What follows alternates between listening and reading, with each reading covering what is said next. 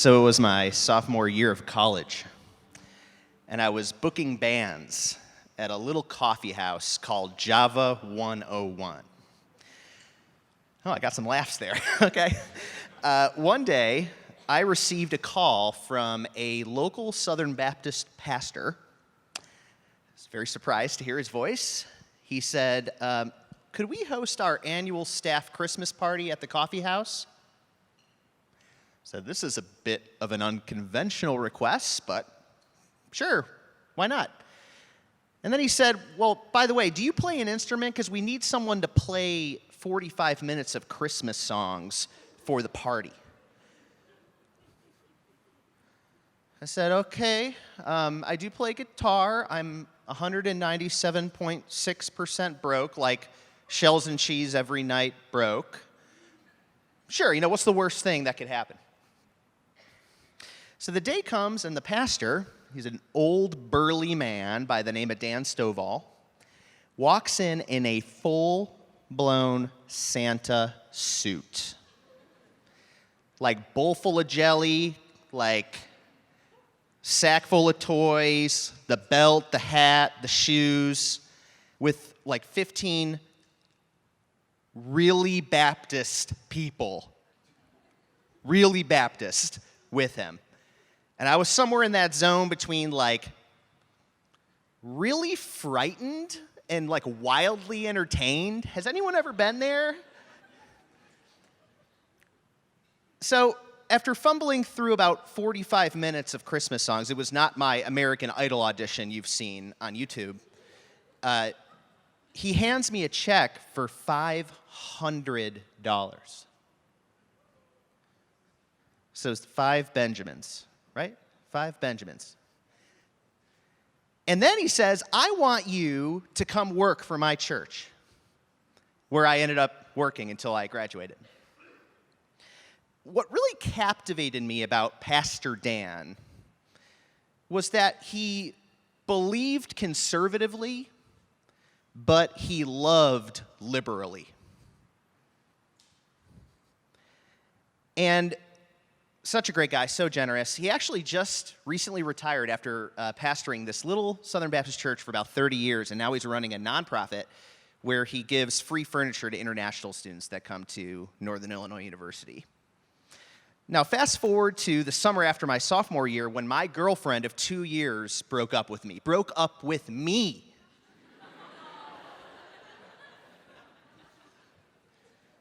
But in all seriousness, it was a pretty dark season in my life, and that was about the time I met Derek Joseph. Now, Derek Joseph, he loved Chinese food. Not just the General Tso, okay? Everything. And he would take me out for lunch, dinner, like faithfully, every week. And I was a total, like, post-breakup mess. And it really surprised me that Derek was willing to talk to me. I mean, you don't know how dumb my questions were, y'all. I can't even tell you what they were. But late hours into the night, just giving me his presence. And Derek worked for an organization maybe you've heard of called Crew. And maybe that's surprising to you. I mean, he was definitely surprising to me. And really, I wanted to start off with those vignettes, so to speak, because that was the tradition in which I learned how to be an evangelical. That is the tradition that I was raised in. It was these 2 men who continually surprised me again and again with their generosity, their hospitality, and their presence. So now it's 2015, fast forward, and I'm a student at Wheaton College, which is about 45 minutes, let's say this direction. And a very popular political science professor by the name of Dr. Larisha Hawkins, maybe you're following already, she wore a hijab, and she wrote a very controversial Facebook post in which she wrote that Christians and Muslims worship the same God. And if you know this story, you know what comes next. Like a absolutely crazy public fallout. There's debates in faculty meetings. There's like fights going on in residence halls. There's protests. There's press conferences. There's donors on both sides of the debate pulling their funding from the school. I mean, it was a massive public relations disaster. And as a theology student, I kind of expected, like, are we going to talk about this? I had one professor, she said, anyone have any questions? Okay. And just moved on. It was so surprising to me because I'm like, there's a mosque like a block away. Like, do we not care how this looks? Like, do we not care how they feel? In this divisive time on our campus that's all surrounding these comments about the relationship between Christianity and Islam, nothing. And now, in this current political moment, there are so-called evangelical pastors who are saying the most reckless and violent things about Islam from their pulpits and from their social media pages. And you know what's ironic? Sometimes I wonder if they and I worship the same God.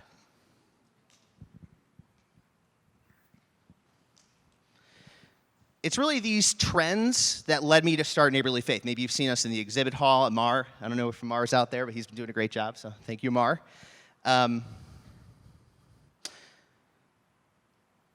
Our mission is really simple, and if you think it's a tall order, I agree with you. We want to see evangelicals write a new story. A story in which we are no longer known as a voting bloc who cares only about our own rights, but a group of people who are known as the most hospitable, self-sacrificial, and loving members of their society. As an evangelical interfaith leader, it kind of sounds like an oxymoron, right? I am continually asking myself, this is my ethic, how can I surprise my neighbors of other faiths? How can I surprise people like Pastor Dan and Derek surprised me, like Jesus surprised me through the actions of those two godly men? This is the evangelical tradition I was brought up in. This is the tradition I was brought up in. Let me give you just a really short example of what I mean by surprise, because we've all been surprised by evangelicals before. Recently, I invited two mosques to come to my very conservative church in North Raleigh, North Carolina. That sounded weird together, but North Raleigh, North Carolina. My church meets in a very small conservative school, and most members have never met a Muslim and have absolutely no clue what a Muslim believes. My friend Sabina, who represented one of the mosques, she said, "That's so great you're inviting us to dinner. Just get veggie pizza. That's great. Just get veggie pizza." I said, "Veggie? Who likes veggie pizza? I'm not getting veggie pizza."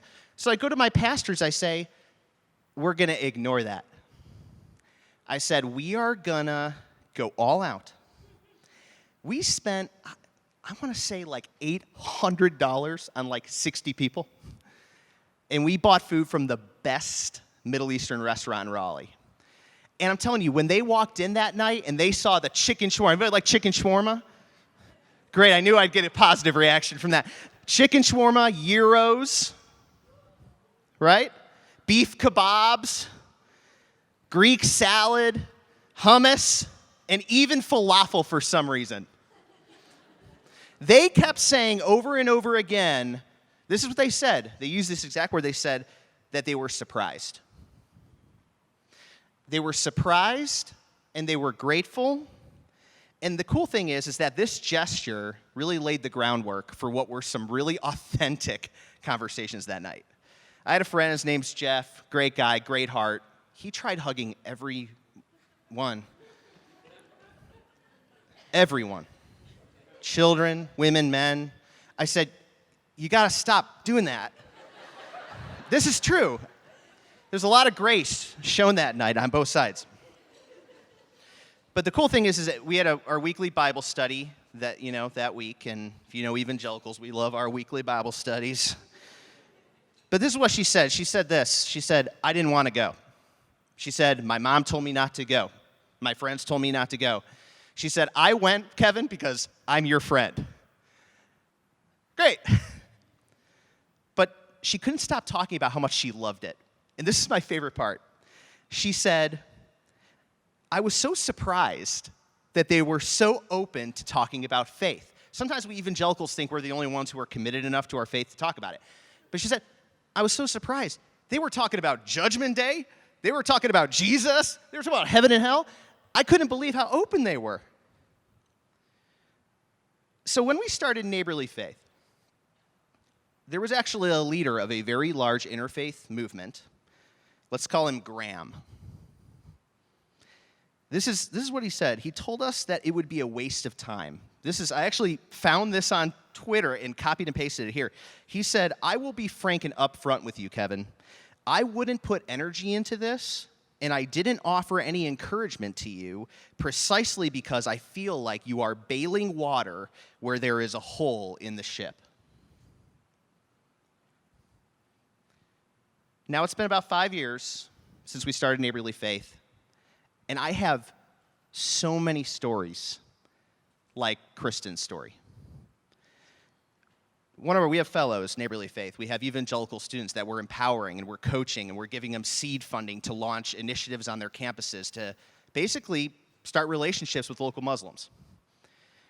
So let me tell you about Cody Beasley. Cody grew up in a Christian homeschool. I'm telling you, this was like full-blown homeschool. He told me that they had a homeschool prom. First of all, I didn't even know that was a thing. He said a brother and sister came together to the prom wearing matching camo suits. I said, nope. Nope. No, but seriously, he attends a very conservative Southern Baptist seminary. When Cody interviewed for the fellowship, let's just say we had our doubts. So we actually didn't accept him. But when one of our fellows had to drop out, we said, okay, we're going to give Cody a chance. Let me read to you something Cody just wrote a few weeks ago in an op-ed. He said, when I first learned about pluralism, I immediately became defensive. I assumed it was nothing more than moral relativism.